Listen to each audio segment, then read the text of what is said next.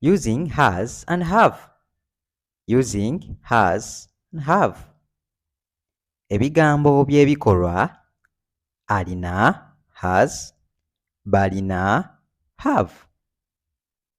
Ebigambo by'ebikolwa has, alina, have, balina.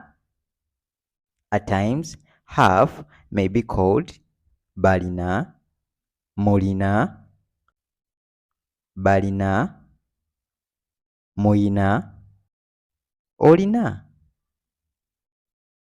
Okay. Helping verbs has and have are used to indicate possession in a sentence. Helping verbs has and have are used to indicate possession in a sentence. Ebigambo by'ebikolwa alina ne balina bikozesebwa okulaga obwannannyini ku kintu mu mboozi.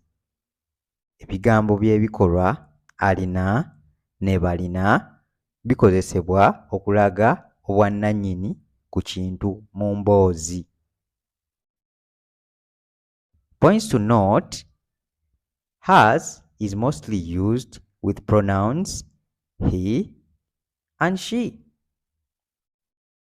Has is mostly used with pronouns has, he, and she. Alina etera kukozesebwa ku nnakasigirwa ye.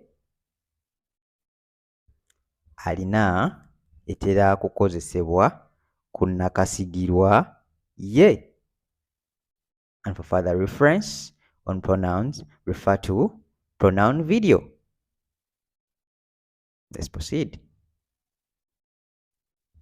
Have is used with pronouns I, we, you, they.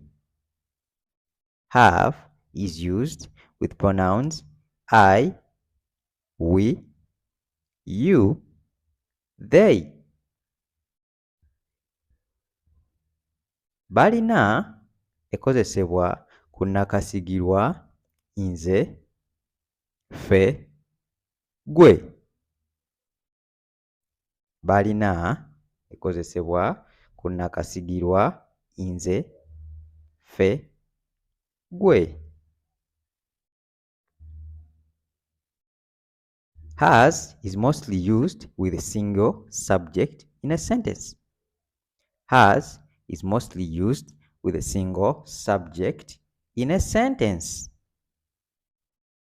Alina ekozesebwa ku mutwe gumu mu mboozi. Alina ekozesebwa ku mutwe gumu mu mboozi. Ebyokulabirako, examples of usage. Ebyokulabirako, examples of usage. Number 1. He has a car. He has a car. Ye alina emmotoka. Ye alina emmotoka. And since a sentence has a subject, a verb, and the object, explanation of the above sentence: the subject is he. Ye. He. Ye. Verb: has, alina. Has, alina. Object: car. Emmotoka. Car, emmotoka. And please note, in this example, there is one subject. That's why we use he. Has or ye alina in Luganda. Okay, example 2. You have a car. You have a car. Gwe olina emmotoka. Gwe olina emmotoka. Subject is you. Gwe. You. Gwe. Verb have. Olina. Have. Olina. Object ka. Emmotoka. Ka. Emmotoka. Example 3. They have a dog. They have a dog. And since they indicates plural, we use have. They have a dog. Bo balina embwa. Bo balina embwa. The subject is they. The verb have. And object is dog. Bo balina embwa. Example 4. Joan has a nice shoe. Joan has a nice shoe. Joan alina engatto ennungi. Joan alina engatto ennungi. Subject is Joan. Subject Joan. Verb has. Alina. Has. Alina.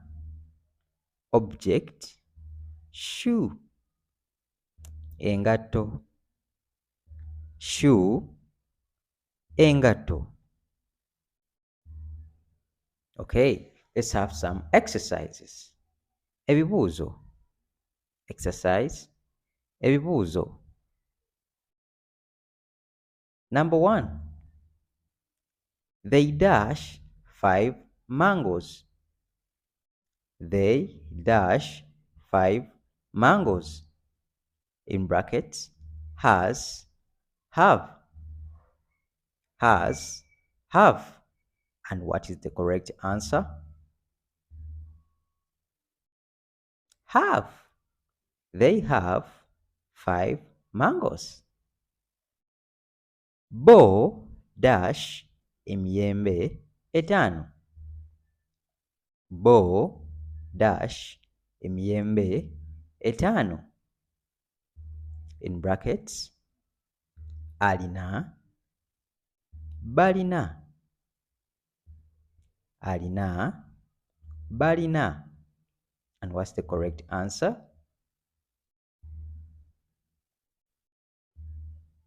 Balina. Bo balina emiyembe etaano. 3. Kato dash a green shirt. Kato dash a green shirt. In brackets, have, has. Have, has. And what's the correct answer? Kato has a green shirt. Kato has a green shirt. Kato dash essaati ye kiragala.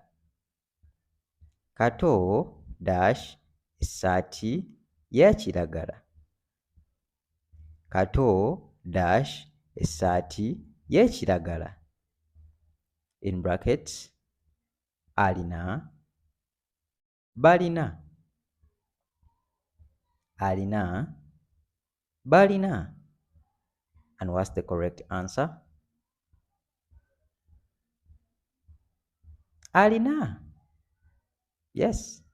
Kato alina essaati y'ekiragala.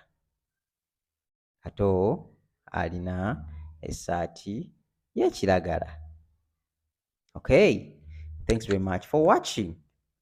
And if you're new to this channel, subscribe, like, share. At Benny Benny, we learn with ease. English and Luganda simplified. Free English lessons. What are you waiting for?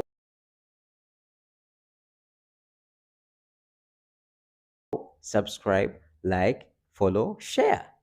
Bye bye. Wait about.